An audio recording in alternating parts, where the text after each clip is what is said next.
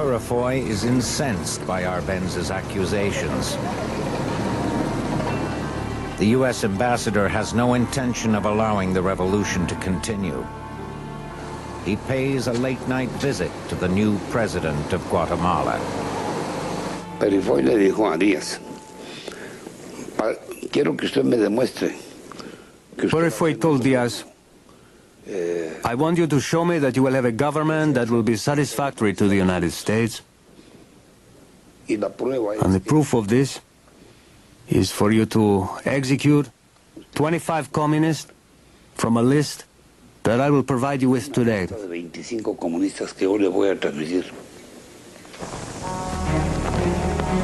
At noon, Diaz informs Purifoy he is about to release all political prisoners, including communists. Purifoy is livid. His cable to the CIA control center in Opaloca is short and to the point. We have been double-crossed. Bombed.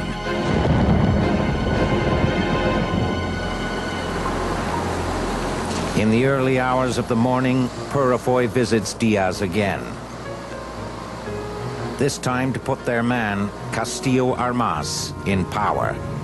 Under Purifoy's watch, Diaz and his supporters are forced from office at gunpoint by military rivals. Arbenz's appointee lasts only 24 hours. This is a revolution, boys, and you're out. Not just Arbenz, but you're out also. July 3rd, 1954, Castillo Armas returns to Guatemala City aboard a U.S. Embassy plane. He receives a hero's welcome, choreographed by the CIA.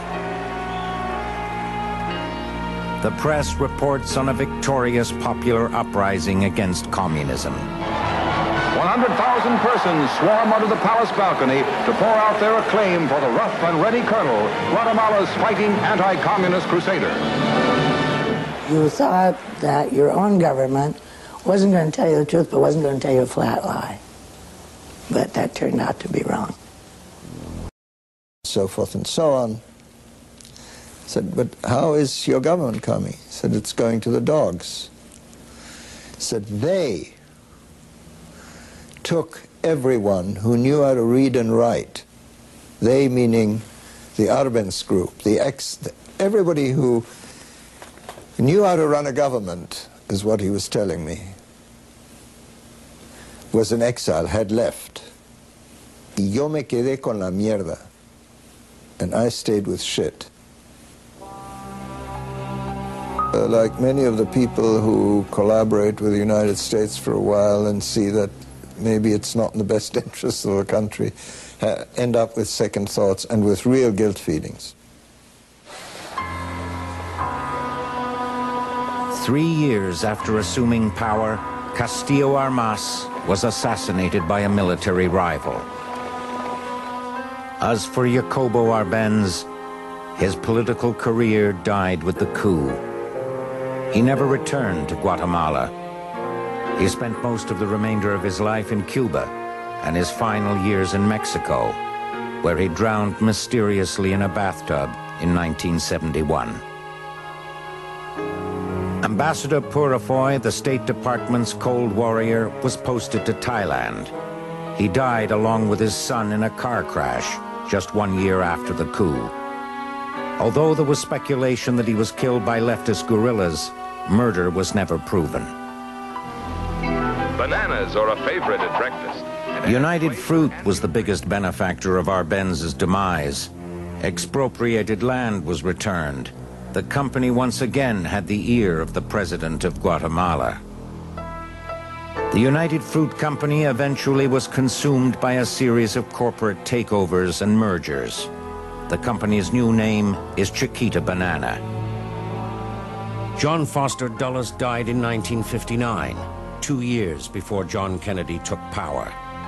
His brother Alan was forced to resign in 1961 after persuading Kennedy that getting rid of a communist threat in Cuba, namely Fidel Castro, would be just as easy as the overthrow of Arbenz.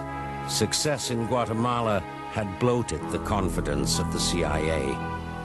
it reinforced what one might almost call the legend of invincibility, that, God, what we can do, we can outsmart everyone.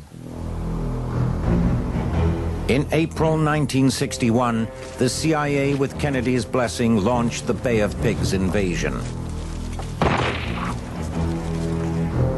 But Castro was not easily unnerved. He vowed never to step down, never to leave like Arbenz had in the middle of the night.